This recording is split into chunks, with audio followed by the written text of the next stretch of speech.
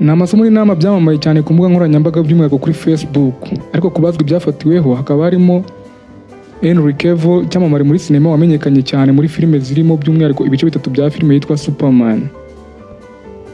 Henry Cavill uyu ni umukinnyi w'amafilime w'umwongereza uzwi cyane kubera uruhare rwe mu mafilime akomeye n'amaseri ya televiziyo.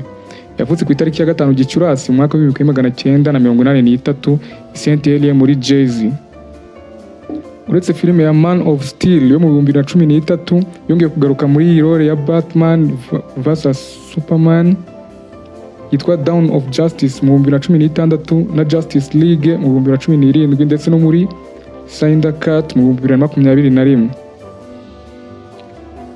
Henry Cavill kandi yakinnye nka Geralt of Rivia muri The Witcher ya Netflix yasohotse mu 2019 irakinwa kugeza mu 2023. Uretse gukina, Cavill yagaragaje ko yifuza gukina nka James Bond. Role yakozemo ikizamini mu mwaka wa 2006 muri Casino Royale, ariko aza kubura amahirwe kubera ko yari akiri muto. Uyu rero niwe wamenyekanye cyane nk'uwatangaje aya masomo, akavuga ko yandikiwe kera n'umuntu w'inshuti ye, nawe ayitirira umusaza w'imyaka 80 w'umunyafurika ariko utaramenyekanye amazina. Uyu musaza rero ngo abwira urubyiruko akarumenera amabanga y'ibyishimo mu masomo n'inama zikurikira, uhereye ku byo yise amabanga yamugejeje ku byishimo n'impinduka zamufashije kubigeraho. Kugira ngo abeho ari umuntu wishimye, uyu musaza ngo yagize ati: mu buzima bwanjye nyuma yo gukunda ababyeyi banjye, abo tuvindimwe, uwo twashakanye, abana banjye n'inshuti zanjye, ubu natangiye kwikunda. Ati natahuye ko burya isi itari ku bitugu ngo mbe nakwikoreza imitwaro yawe yose, mpangayikira ibyo nashobora kugeraho cyangwa guhindura, maze mpitamo kujya nakira ibije nta gihunga, nkarekura ibigiye nta gahinda. Ati naretse kujya mparira nciririkanwa n'abazunguzayi bacuruza imboga n'imbuto ku muhanda.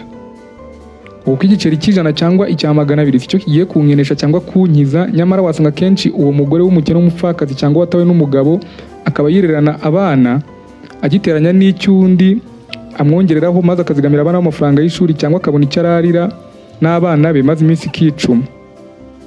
Akomeza agira ati umuseriveri muri restaurant cyangwa hoteli muha tip niganyira y'amafaranga bagomba kungarurira.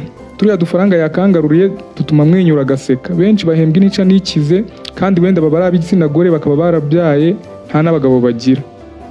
Ati ayo make murekera hari ubwo yakuramo ayo kugurira umwana amata atayakuye ku mushahara. Ibi ni mu gihe iyo ari umusore kenshi aba nta wundi afite mu buzima atezeho amakiriro, ahubwo we hari nka bene nyina bamutezeho amakiriro nikijya ku isahani nimugoroba. Uyu musaza yakomeje agira ati nize kudakosora umuntu nubwo naba nzi ko yibeshye. Singiye kugira abantu bose nta makemwe, nanjye sinaburaho nkusa kuko ndi umuntu. Ikindi kandi kenshi abantu bakuru bica ibintu batabiyobewe, kumwe ko akabigira kabizi karya imboga karitse. Kugira amahoro yo mu mutima birusha cyane agaciro kubaho witwa nta makemwa, dore ko bitanabaho ubundi uri umuntu, kandi burya ngo ntawagushungura ngo akuburemo inkumbi. Uyu musaza yarakomeje ati njye nshimira ungiriye neza ntacyo nikanga kandi bimvuye ku mutima. Iyo nshimiye umuntu siwe wenyine bishimisha, ahubwo nanjye bituma niyumvamo amahoro. Umuntu nagushimira ntukabisubizeyo, nawe ujye umubwira uti murakoze. Nyuma y'ayo magambo yavuze amenera abato amabanga y'ibyishimo n'impinduka zabimugejeje, uyu musaza yagiriye urubyiruko inama maze araterura agira ati jya usaba ubufasha uciye bugufi kandi ntihibagirwe gushima ukugiriye neza. Amagambo nka nyabuna, please, s'il te plaît, murakoze, thank you cyangwa merci ntakabure mu nkoranyamagambo y'ururimi uvuga mu buzima bwa buri munsi. Ati jya ubaho muri ako kanya mu ndagihe uve mu byahise kandi ntugangayikire ibizaza udafite ngo bikubuze umunezero w'ibihurimo, kandi ujye ukora umurimo wawe umwe uwusohoze ubone gukora undi. Ibi ni bya bindi umunyarwanda yaciye umugani ngo imirimo ibiri yananiye impyisi. Mu by'ukuri si uko iyi mirimo ibiri yayinaniye, ahubwo nuko yashatse kuyikorera rimwe ikamera nka cya gikona cyashatse kugendera mu nzira ebyiri maze cyatandaraza kigatanyuka kigaturika. Atuzirinde ingeso mbi yo gusubika ibintu ngo nzabikora ejo. Ati ejo sahawe ibyinshi tutageraho tubibuzwa no gusubika gahunda ibyo twakabaye dukora uyu munsi. Ati jya ukora ikintu kimwe mu gihe cyacyo kandi ahantu kigenewe kandi gikenewe, utazajya kwigisha inyungu yo korora ingurube mu musigiti. Ati ntuzigere ufata umwanzuro urakaye bitazagutera kwicuza iteka.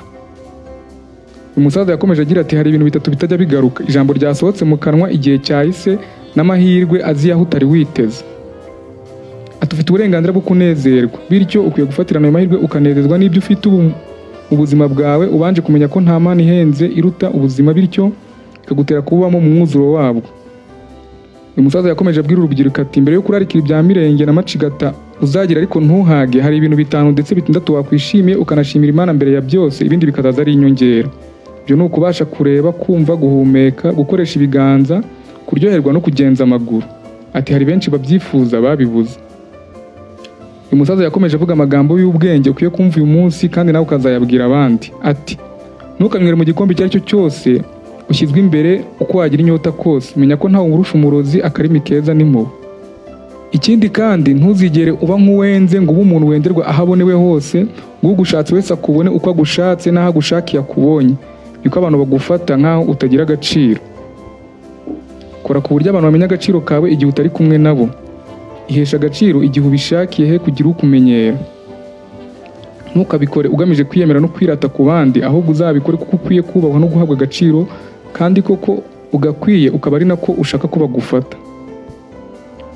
Nujya impaka jya ubisigaho ntiwumve ko ari wowe zishingiyeho. Buriya kwitwa ko ukuze mu mutwe ni uko uba ushobora gutanga ibitekerezo byawe kandi ibyo wizera ukabibwira abandi nta pfunwe biguteye, udatinya ko wagishwa impaka, ariko ukamenya ko ibyo uzi atari amahame ndakuka kandi ubumenyi butagarukira ku bwuzi gusa. Ntugafate ibintu ngo ubyiherezeho hanyuma bigutere stress. Ibuka ko kujagarara k'ubwonko bw'umuntu bidaterwa n'uko ubuzima buteye, ahubwo biva ku buryo ubona n'uko wakira ibintu bikuzira mu buzima utabishakaga, utabyiteguye cyangwa utanabigizemo uruhare. Mu gihe uganira n'abantu bavuga ibyo utumva neza, jya ubareka bavuge ibyo bagomba kuvuga. Niba wahitamo gusubiza ku cyo ari cyo cyose bavuga cyangwa ukabyihorera, ni amahitamo. Gusa menya ko kenshi impaka zitagira icyo zimarira abazijya uretse abazumva cyangwa abazirora. Jya wizera abantu ariko ntubizere ngo ukabye. Ni byiza ko wabona uruhande rwiza rw'abantu aho kwita ku bubi bwabo. Ibibi byabo ntibitume wibagirwa ibyiza ubabonaho. Inka kumwe diplomate Nur Fasasi yaririmbye ari kumwe na Manira Rutamartine ati ntibikwiye ko wakurwa kwizima n'ibitagenda neza mu buzima ngo umwanya munini uwuharira abagira nabi. Ati ahubwo jya ureka ineza iganze kandi ishimirwe. Icyakora kubyerekeye kugira ineza ukwiye gushyiraho imbibi rubanda badakwiye kurenga kugira ngo wirinde ko hatejo batazagukora mu ijisho. Ukoranira gushimisha no kunyura rubanda niko usanga bagabanyije agaciro ukwiye kwiha nakuhabwa nabo. Niwe isanga uri mu mubano uko babaza gusa ukisanga uhora na stress uterwa nabo mubana cyangwa mukundana, babarira nkubwira ibi. Ibyo ni amakosa yawe.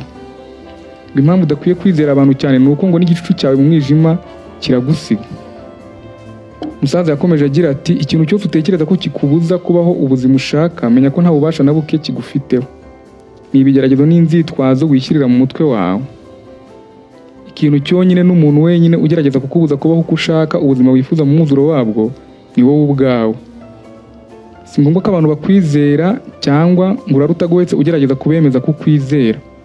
Kugira ngo wemeze abantu ube icyitegererezo mu bandi, ugomba kubaho ubuzima umuntu yakwifuza kubaho, si ukubaho ubuzima abandi babaho cyangwa bashaka kubaho. Jya ureka bakurebe, nibabona ukora itandukaniro nabo bazajya mu murongo wawe. Ibi kandi si uko uzabibabwira cyangwa ubibasabe, ahubwo nuko bazabyibonera bakabimenya bakabikubonaho koko ko waba icyitegererezo cyabo. Buriya ngo kugira ngo ubeho neza ufite amahoro mu nzira y'ubuzima, si ngombwa gukurikira buri ahari inzira, ahubwo ni ukureba ahatari inzira ukahicira inzira. Ndakwibutsa ko iyi ari KP Reports. Ndagusaba gukora subscribe kuri KP Reports kugira ngo inkuru y'umunsi ikubiyemo amasomo y'ubuzima, amabanga y'intsinzi, amakuru, ibyegeranyo n'ibiganiro bica kuri KP Reports ntibikagucike. Turi no kuri TikTok, Facebook na Instagram hose twitwa KP Reports. Amahoro.